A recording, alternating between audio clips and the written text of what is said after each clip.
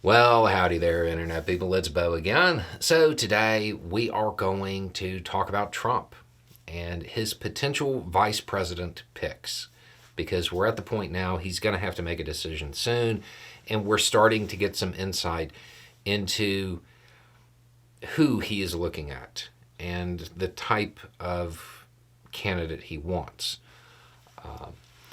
So, we'll talk about two, one that is interesting and one that seems to be kind of leading at the moment. The interesting one is Nikki Haley. It appears that Trump's team was looking into Nikki Haley for about a day. There was interest for about a day. The reporting came out saying that they were looking at her, and then a day later, Trump's team said that she wasn't being considered. So, as far as Trump pulling in Haley, that would have been a smart move.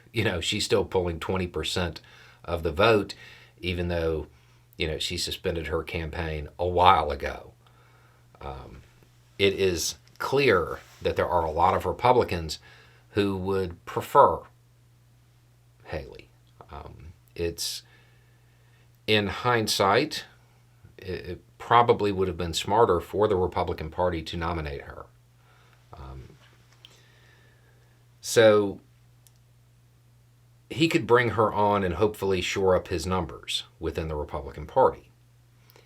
At the same time, it would have made him look a little silly because he said a lot of less than flattering things about her.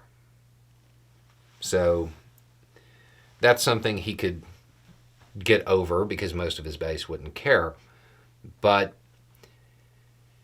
he had some stuff to gain if Haley came on. Her, not so much. Not really. I know people are going to say that if she doesn't support him, then, she'll pay later in politics for it. I mean, maybe, but we don't know what her goals are. And if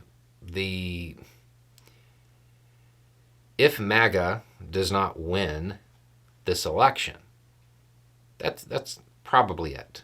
They're probably gone.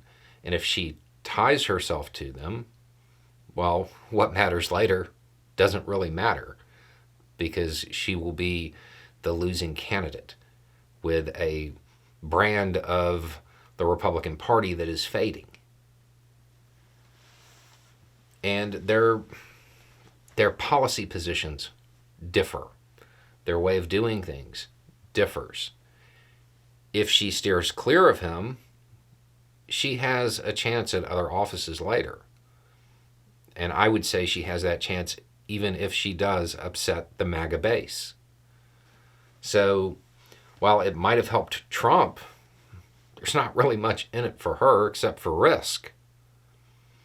Now, the person that seems to be leading is Doug Bergam, the governor of North Dakota.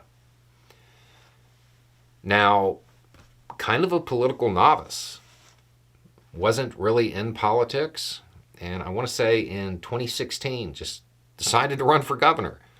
Didn't get the endorsement from the Republican Party, but wound up winning the primary. And that's it. That's the political career. I would imagine that if Trump brings him in, they will frame it as, we're business people. And unlike Trump, my understanding is that Bergam actually was pretty successful. So that would probably be the framing of the campaign.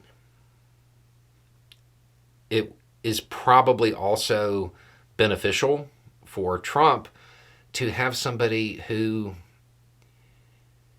is not really used to Washington politics. Somebody that might be more easily swayed because Trump is Trump.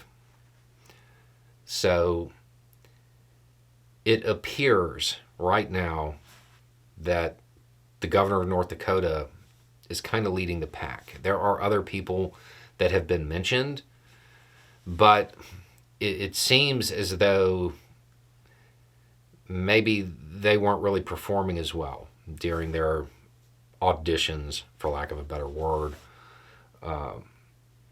So right now, it really does look like it's going to be the governor of North Dakota, but that could change, if he deviates from Trump too much or doesn't handle questioning well or something like that.